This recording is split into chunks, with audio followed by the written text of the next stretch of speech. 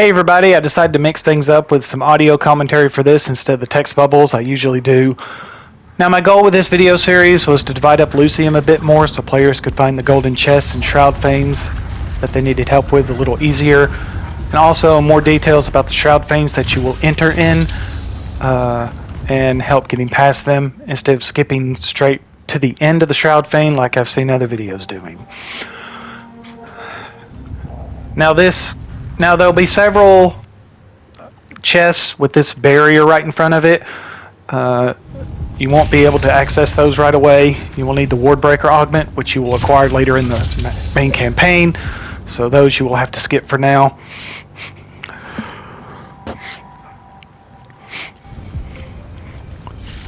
This one I almost missed in my first playthrough. Just have to be looking in the right direction. Now this is the first refract prison puzzle that you will find in the level. The refract prison puzzle is not in this video. It is, however, the first link in the description section of my video. Excuse me. So click that link if you need help getting past it. I've gotten a lot of good feedback and support for my refract prison puzzle guide, which is on my YouTube channel. So I want to thank everybody for their support there. And if there's a refract prison puzzle in the game that you need help getting past, check that out. Because all of them are in order by the main campaign as well. Now here, when you get to the middle, you will be ambushed by 3 red hulks, as I like to nickname them. When you use bash and shatter, it seems to stagger them most of the time. So while they're staggered, get in a quick few hits, and then when they charge up with their main attack, get ready with your shield and blink. And try not to get cornered by them. Try to take them out one at a time like I did if you can. If you do get cornered by them, blink can help you get out of that particular jam, as it did with me in a previous Shroudfane. And be sure to pick up any health crystals or mana crystals you need before you leave.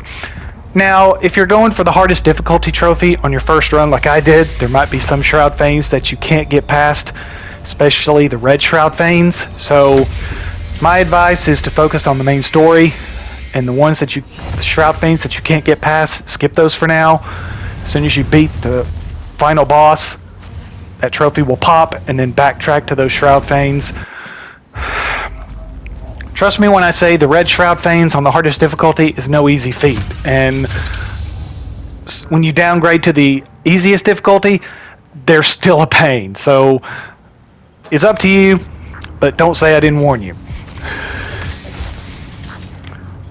I think I did manage to beat a few of them on my initial first playthrough of this game on the hardest difficulty, but I can't remember which ones I faced. But I think she was one of them. I have to look at those again. Now, as soon as you get this one, I kind of circle around behind, and there's a page on the ledge. Try to get as many of those pages as you can. Those will give you 20 experience points per pickup, and they're scattered all over the world, and every little bit helps. Now, this is the second refract prison puzzle that you will find in the game. It is the second link in the description section of my video. So again, if you need help getting past that one, click that link. And here is one of the 6. There's some chests here before you drop down to face her. If you need those, be sure to pick those up before you drop down. And here is a quick listing of the powers that I had for this battle. I mostly used my red magic to face her here. Vortex really played a factor here, as you will see. Be ready with your disrupt as soon as you drop down, and be ready to hit her with it first thing. As you can see, I did a bash, a couple of quick attacks, followed up with a shatter that already got a bit of her health already knocked off. I wish I would have used disrupt a little bit more towards the end of this battle, so don't make my mistakes. Keep using disrupt because that drains her attacks and also keeps her from healing. And as you can see, she will summon minions to hinder you. This is where Vortex will come into play. By summoning Vortex, it will suck the enemies into it, as you can kind of see briefly there. and she will try to knock you off the podium, as she tried to do me there. But if you're quick enough with hover, you can keep that from happening. Use bash to quickly get back into the attack. And if she does knock you off the podium, there's a staircase in one of the corners on the right hand side that you could quickly scale back up and get back into the fight. And as you can see, she tried to do this to me twice, but thankfully I was quick enough with hover to where I could get back into it. And it is really easy to lose her here, as you can see, so do what I'm doing. Use Vortex to quickly suck up her minions so you can see and fight her clearly. And here's where I wish I would have used Disrupt a little bit more.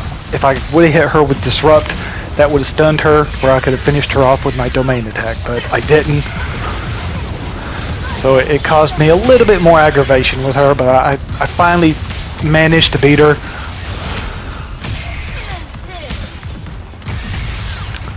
I think I used one more Vortex spell here before I was able to finish her off. There's that. And yes.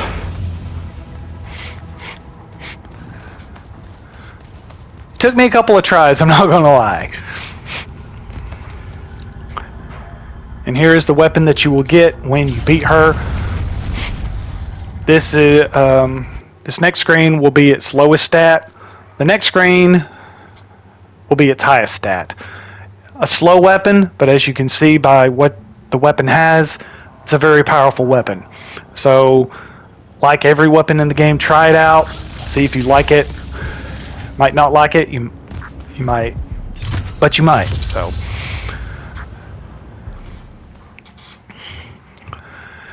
and this final chest will wrap up my video segment. If you like this video, be sure to hit like and subscribe, and I will catch you on the next broadcast.